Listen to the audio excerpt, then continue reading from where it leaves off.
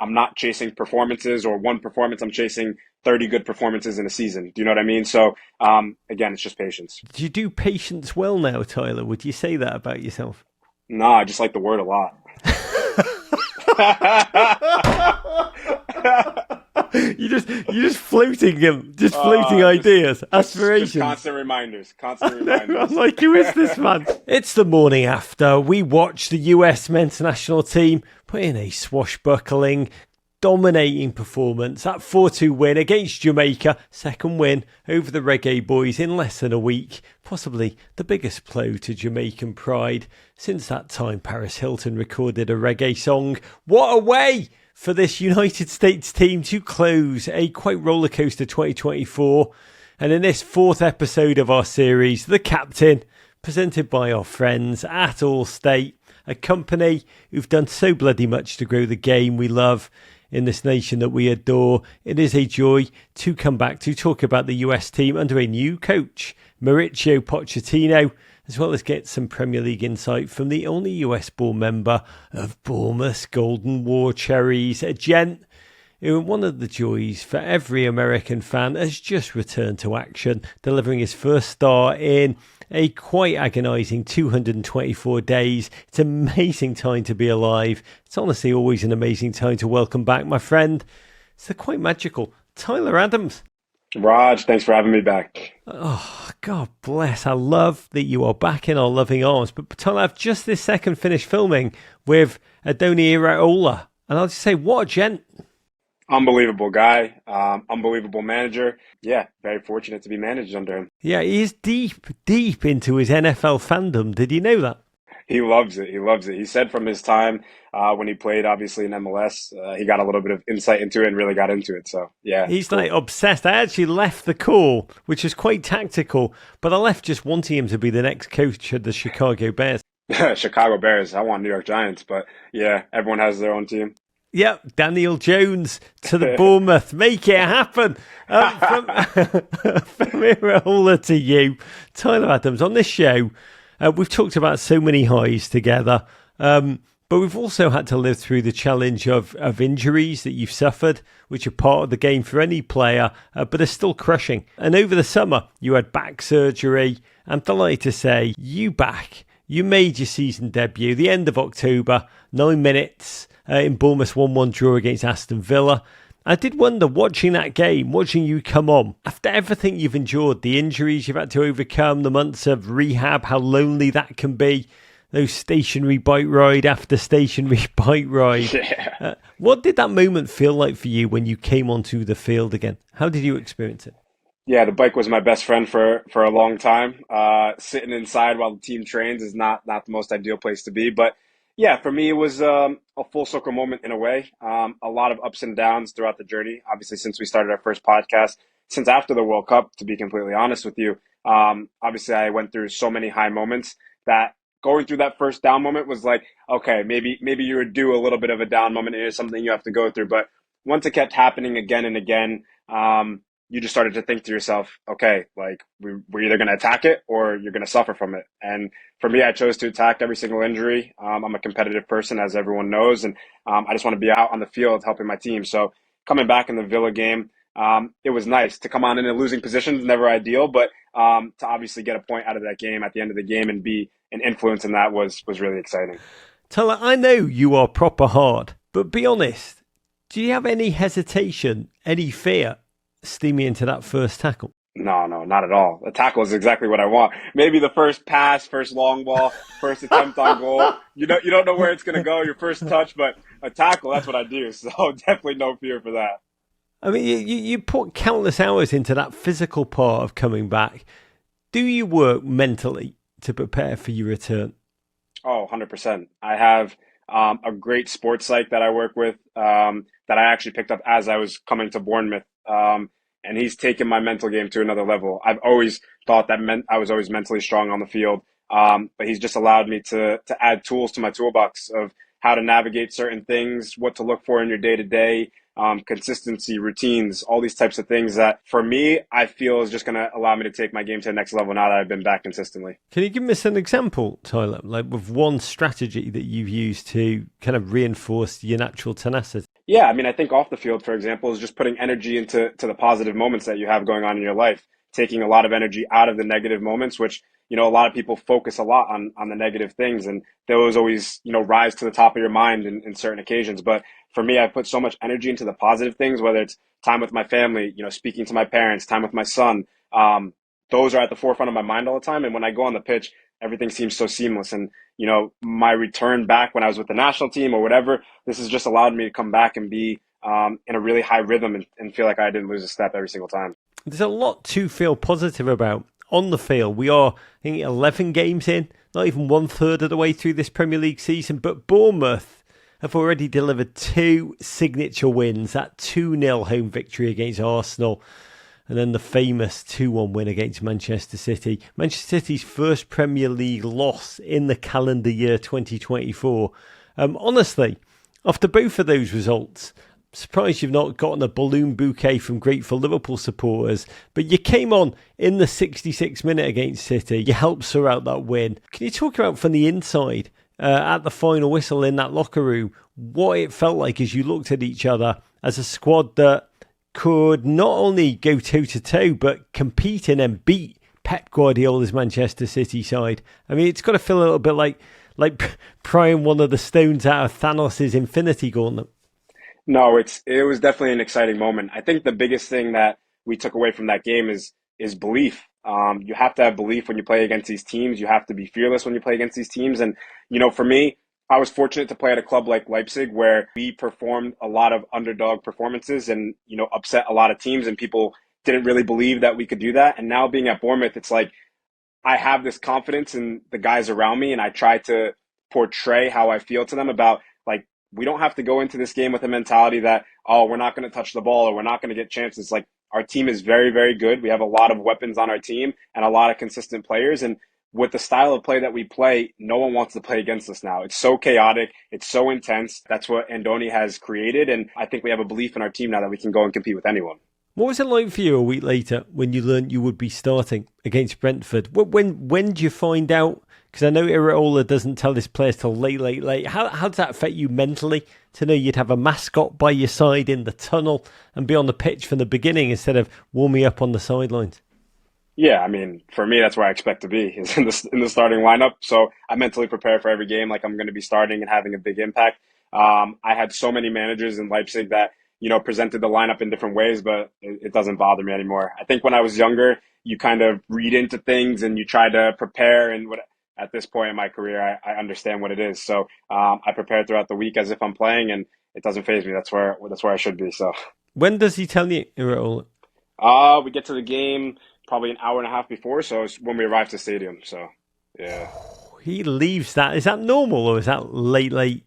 No, I think a lot of managers do that now, to be honest with you, because for a lot of players, I think when they know the lineup throughout the week, players start to train differently. Their heads go down. It affects the team trainings, whereas in this way, everyone has to train well until the last minute. So I think it's good. Those 67 minutes against Brentford, incredible. This were the most you had played in the league since you went the full 90 in that 2-1 win over Everton in March. Too soon. What is the mentality for you right now in terms of match fitness? Yeah, I've been very, very patient. I've gone through the process probably the best way I have could. I think not going to the national team was obviously a big decision for me and the coaching staff there. I think they understood. I have to focus on Bournemouth right now. I think that's the most important thing for me. When the best version of myself is playing well for Bournemouth, I'm obviously going to be able to have a big impact in the national team. And it can't really be vice versa. There's not enough opportunities with the national team to get fitness, all the travel. Whereas with Bournemouth, if I'm playing consistently, I'm going to be at my best. So, yeah, I had, good talks with Andoni, good talks with the national team. And we came to the solution that, yeah, after playing my first 67 minutes, it wasn't ideal to get on a 10-hour flight and try and have an impact with the national team. So we'll get to the national team in 1 second, but in terms of Bournemouth, the club team, the season ahead, belated start to this season. Can you tell us what is the goal for you that you now set for all of this to come in terms of your full return? When will we see the full-on, full-bore Tyler Adams, and when do you aim to peak? Yeah, I mean, listen, I'm obviously going to say I'm ready right now. After playing 67 minutes, I felt in a good position to finish that game and play You're going to be 90. like, when am I going to peak Saturday? And then the Saturday after that, and then But to play 90, repetitively at the level of the Premier League, not many people understand it unless you've done it. So, yeah, who knows? First 90 could be this weekend, maybe. I don't know if you asked Andoni.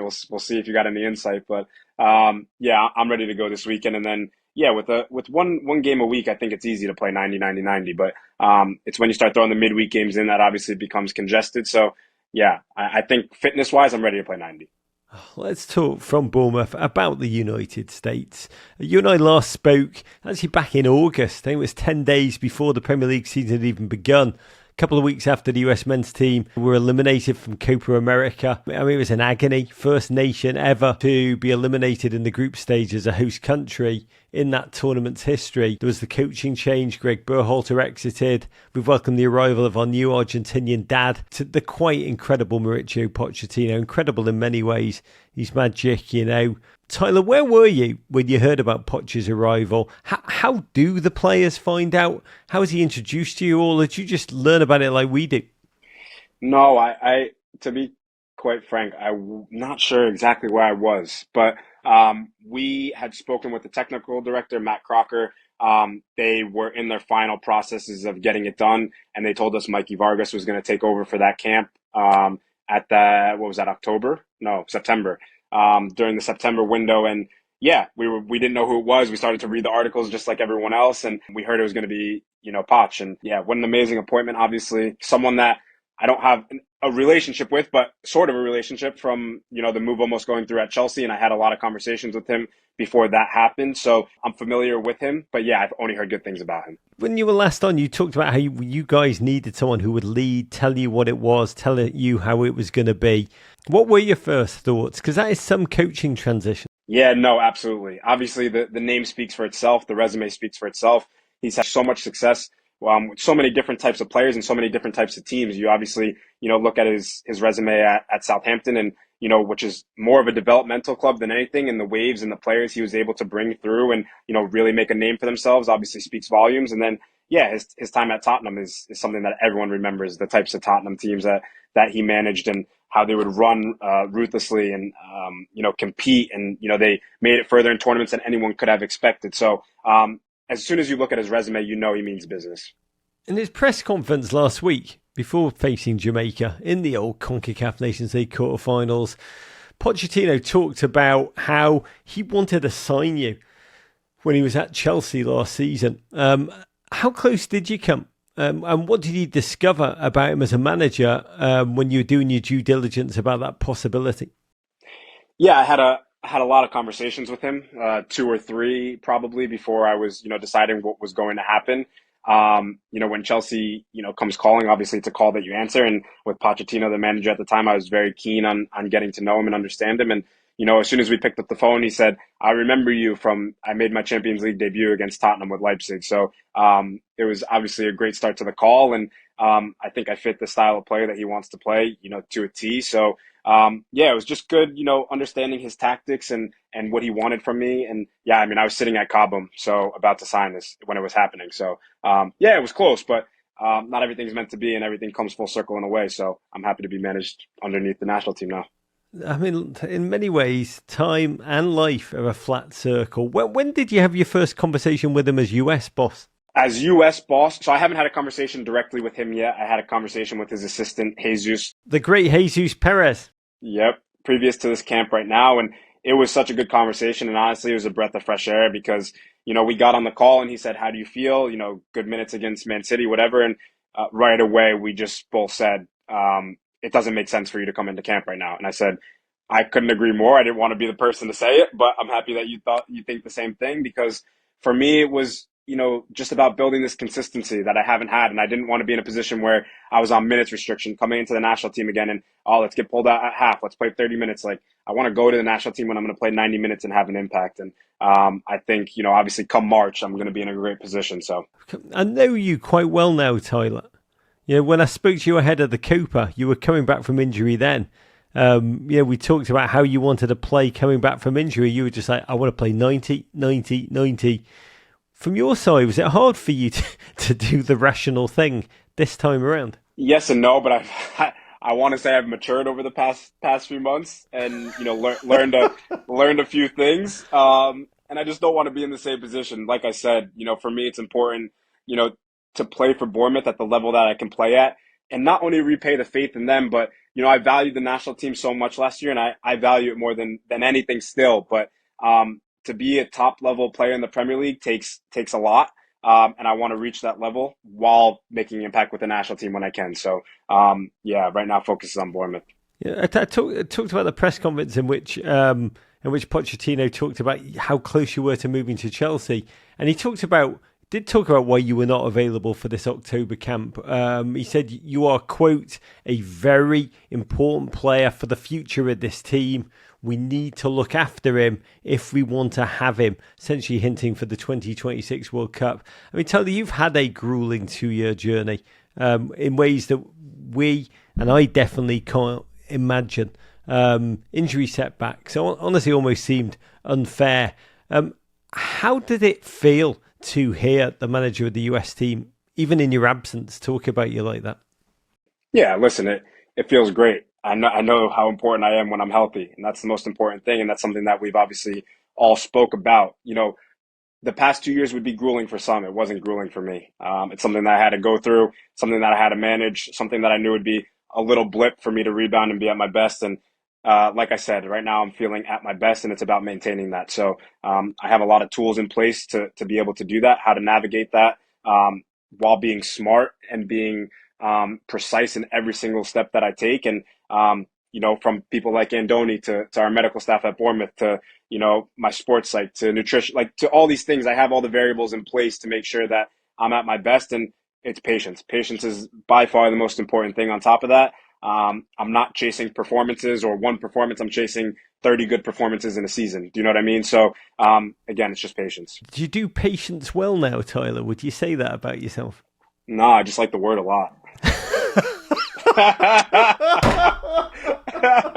You're just floating him, just floating ideas, aspirations. Just constant reminders. Constant reminders. I'm like, who is this man? Who is this man?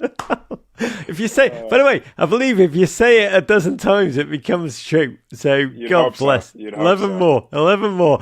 How does it feel to be away from the guys you love, the US team? I'm sure you're still in all the WhatsApp groups and they're buzzing away, but you're not physically there. No, it's definitely hard because those are my closest friends in football, some of my closest friends in life, guys that, I've grown up with, guys that I've created such amazing relationships with. And to see them, to wake up the next morning and check the score, watch the highlights and see that we're having success is by far, it makes me one of the happiest things. So yeah, to look at the highlights from the game last night and see how successful everyone is and how everyone's doing is super important to me.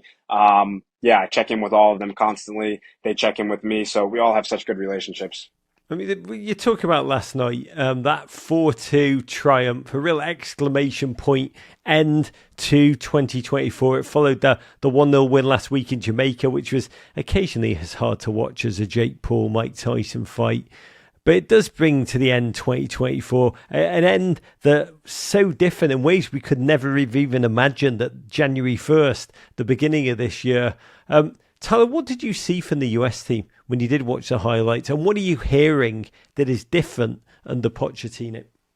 Yeah, I heard we're practicing in a way of the way that we want to play from the intensity standpoint to the discipline standpoint. Guys are understanding their roles, which I think is obviously super important. But just watching the highlights of the game, obviously I didn't have the opportunity to watch the full game, but watching the highlights of the game, you could just see a freeness to a lot of players, which I think is super important. Christian popping out in spots that, he wasn't normally doing and getting on the ball in dangerous spots. Anthony tucking in and creating space for Timothy, who's obviously dangerous and in a good moment. Weston in between the lines where he's so good. So I think a lot of our key players are not only in confident moments with their club, but when they're able to translate that directly to the national team, I think it's not something we necessarily been missing, but you see a unity in the way that we were playing. And I think that's important. And we know how good we are at home. And I think it's about continuing to just grind away wins away and understanding what it takes to win, the discipline. I don't care how we play in Jamaica if you win the game. Do you know what I mean? It's never going to be perfect, and there's always going to be things to take away from it that we need to improve. But a win's a win. So 2 good wins in the window. I mean, it was the most fascinating quote, apart from when Pochettino said all these nice things about you, Ovs, but was when he said, "We have the talent.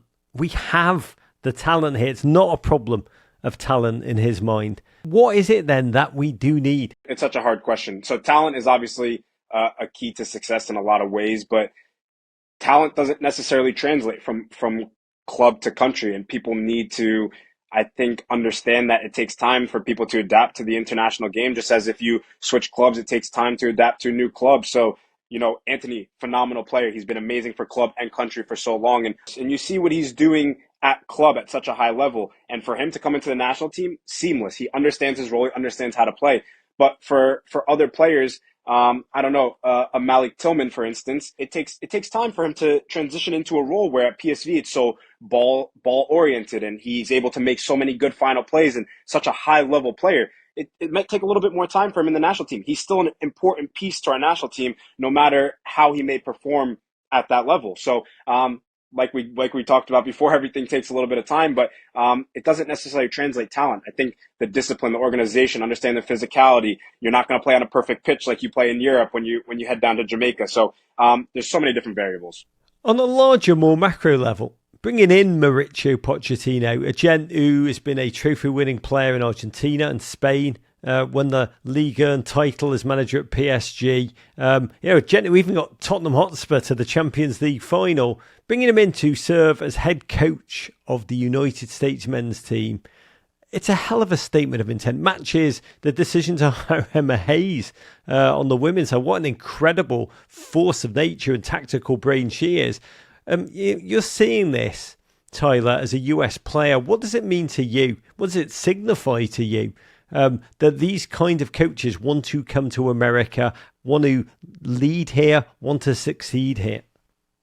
Yeah, I think one, that there's no better time than now, especially with the crop of players that we have and that we're producing, that it's now to make a statement for the future that we're going to be something special. Bringing in a manager like Poch, everyone in our changing room can look each other in the eye and say, we're taking a real shot at this now. Do you know what I mean? Like there's no ifs, ands, or buts. You have to look at each other and know that like we're making the move now. So yeah, I definitely appreciate US Soccer's intent to want to win, because that's something that every single player wants to do. Obviously, we created such an amazing foundation with Greg, and I think we still need to push things over the line. And bringing in a manager like this, obviously, can do that. So it does work like that, Tyler, that you're all in the locker room and you're looking at the manager and oh my God, that's Mauricio Pochettino. I mean, that guy ran Chelsea, that guy ran Tottenham, that is an elite manager who wins things, and it refracts back to you as a player. Absolutely. And I think, another thing is it's an opportunity to develop under a new manager as well. I think that, some players have opportunities to be under a ton of managers, which isn't always good. Some people have consistency in the manager that they have, but to have a manager of this pedigree that, I'm having the opportunity to learn from Andoni Iraola here in Bournemouth, and then, fly across to play with the national team, and I'm being coached by Mauricio Pochettino. That's pretty special. When you look back on that in your career, no matter where Andoni goes to coach or wherever Poch goes to coach, it's like I took something valuable from each of them and I'm able to bring it into my game and develop as a player. So that's super important. We'll talk about Andoni in 1 minute, and he's going to the Chicago Bears. You heard it here first. Please God, quite soon. But I do want to cap this US part by just saying, does the 2026 World Cup to you kicks off in just 569 days' time as we're talking, but who's counting? Does it feel close to you, or does it still feel far off in like sci-fi future? Far away, far away. As soon as I start planning flights for family and having to organize tickets and whatever, then it's close. But it's not close right now. Not close at all. You know what? I'm so relieved to hear you say that. I'm so stressed at everything we've got to get done before then. But you are now in your second season with Bournemouth manager who you've just name-checked, the great Iraola, cycle mad, Murakami reader. He is a singular gent, tactically so... but talk to him this morning. So PhD, black belt level in tactics and tactical flexibility. Talked about how, tactics are so complicated, but ultimately they have to be able to be boiled down, distilled and communicated simply, or they're of no use. What have you learned from him in your time on your South Coast? What has he added? I mean, obviously there's been layoffs and recovery. But what's he added to your game? He has just reminded me that football does not need to be overcomplicated in any way. You see so many managers and even players that the game is played with the ball and against the ball. You could still be intense, but he, like you said, boils down every single tactic that you feel is complicated to a way where you just understand it, and it's like just go do that. Like he makes you believe that if you just go do that, you're going to be successful. And in a lot of ways, we've understood the tactics so quickly now that he can change them and be flexible. And we're able to interchange positions and we have more freedom. And, if you pop out there, I go there. And, this is where we need to play direct. And this is why second balls in this area of the field. So it's just, for me, it's really a breath of fresh air playing under him, because not only does the style, of course, suit the way that I play, high pressing, high intensity, winning second balls, all these things, which I know I'm good at, but there's also the Spanish side to him, which is valuing the ball in certain areas of the field and making sure you understand your role with the ball as well. So it's just finding that balance, and I think he's helped me find that balance. So, I mean, he ultimately encouraging you to add new facets to your game. Tyler Adams, the creator. I wouldn't go that far, but we're trying. We're trying. But he gives the freedom to midfielders to attack the box, and at the same time making sure that you recover. So you have to understand both roles on each side of the ball. But I think I found myself in the box more against Brentford than I have in a lot of teams. So I think it's a good thing, a really good thing. This is fascinating to me. His final season as a player, 2015-16, with MLS side, NYCFC. It was a time when you were also in New York. You were working your way up from the New York Red Bulls development squad. Have you ever spoken to him about the time you were both training, working on opposite sides of the Hudson River? Yeah, he was on the losing side of a lot of those games. I got to remind him. But yeah, no, we talked about it. On our initial call when I was going to come to Bournemouth, he had mentioned, obviously, I followed you since, playing in New York, which is a really weird thing to say, but also like a really cool thing when you think about it. Like you have the opportunity to play against your coach, but I'm still young, I think. So I'd love to hear Iraola just unveil his New York side to you and to be like, yo, I'm walking here. No, he won't do that. He won't do that. Yo, I don't know. By the way, your success for Bournemouth, I have such a soft spot for that club. You guys have had signature results, searching for consistency. We're about to head into that quite impossibly busy festive period. 9 games in 45 days. Honestly, the games coming one after another. A bit like TV appearances for the Rizzler. What are your expectations for your team and for yourself? Where do you hope you'll be, Tyler, as an individual by early January? As an individual, I hope to just be flying at that point, obviously. More games under my belt, hopefully a bunch of 90 minutes like we talked about. But again, I think that there will obviously be rotation throughout that period. No team can get through that without rotation. So it will be good. A lot of opportunities for a lot of different guys. But consistency is the most important part, especially for our team. I think, the goal for a lot of mid-table teams is to stay mid-table. I think our goal and our ambition is to continue creeping towards those European positions, which I think goes into 7th now. As long as we can stay tight to those teams, and I haven't quite looked at our schedule or looked too far ahead, but I know we have some good opportunities to pick up points, which will be important. That's the focus, though. Europe is not predicting it, but whispering it. I think the ambition for our club has to be that. When you look at teams with similar models like Brighton, has had the opportunity to play in Europe. And although it can, really test you from a depth perspective and an energy perspective and all these things for a club that hasn't really played in it, that has to be the ambition for our team. And the style of play that we play is, we know we can pick up points off of a lot of teams. So we need to continuously prove that. Anyone that follows you on Instagram will be given an insight into, joy, I think curiosity. The teams I love, Everton and the Chicago Bears. I need a break from them. They are both sadder than Chapel Roan singing "Love is a Kaleidoscope." But I know that when you have a moment, you do very unfootballer things. You open yourself up to the world. I think you just went to Tunisia. You've been to Egypt earlier this year, and I do wonder, as a footballer, in that grind, that constant grind, that repetitious, almost self-structured grind, where does taking those trips, what does it do for your mindset, for your mentality? Yeah, no, I'm very, very fortunate. Traveling has definitely always been in the cards for me. Opening your mind, experiencing new cultures, cuisines, all these beautiful things. But I'm very fortunate to have a fiance that likes to travel even a bit more than I do. So a lot of these ideas and opportunities come from taking advantage of the time that we do have. When you spend a lot of time in one place going through the grind, like you said, you can just get caught up in becoming routine. And I don't really want to become routine. So taking advantage, pushing ourselves to travel, open our eyes to our son now, who's only 10 months, but they're going to grow up fast, obviously, and we want him to experience new cultures while we live in Europe and we're so close to everything. So just pushing ourselves every opportunity we get to do something new. I mean, it's fascinating. It's like you are one of the rare individuals in football. I think legally footballers are meant to only vacation in Abu Dhabi, but you do spend the majority of your life being told what to do, being on the team schedule constantly, having someone plan almost every second of every day for you with punishments if you're late. Is it difficult for you to take a break from that, even temporarily, that mindset? No. I think since having my son, it's become a lot easier now to live life through his eyes a little bit more and put things into perspective.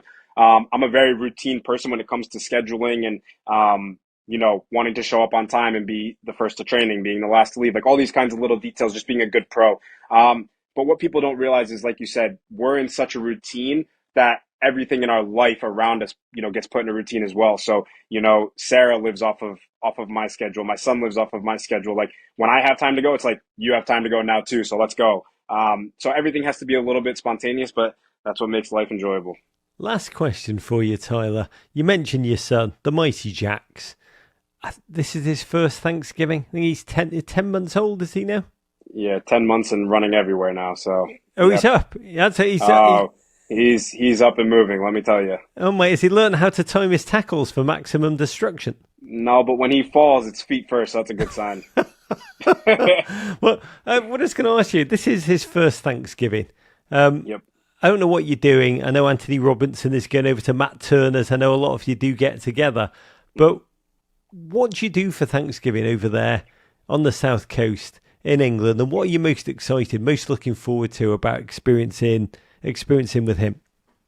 Yeah, I mean, I think it's definitely an opportunity. My first Thanksgiving where, I won't necessarily be with my family, but I've created my own family now, and to be able to, have a dinner together and spend time together will be, really, really special for us. I think, you just made me think about it for the first time. So it's a little bit weird to think about that, we're creating something so special to us and something to rely on, something that's always there, the foundation of our family, which will be him forever. So he's a kid born in London, but he's American at heart. So like Andoni Iraola. Yo, I'm walking here. I'm sure his Thanksgiving turkey's amazing. Oh, I'm sure it is. He'll be celebrating, I'm sure. Oh, Tyler, to you, to your family, I know I'm not alone with our listeners, to being thankful that you are back with a vengeance. Thank you, mate. Thank you very much, Raj. Courage.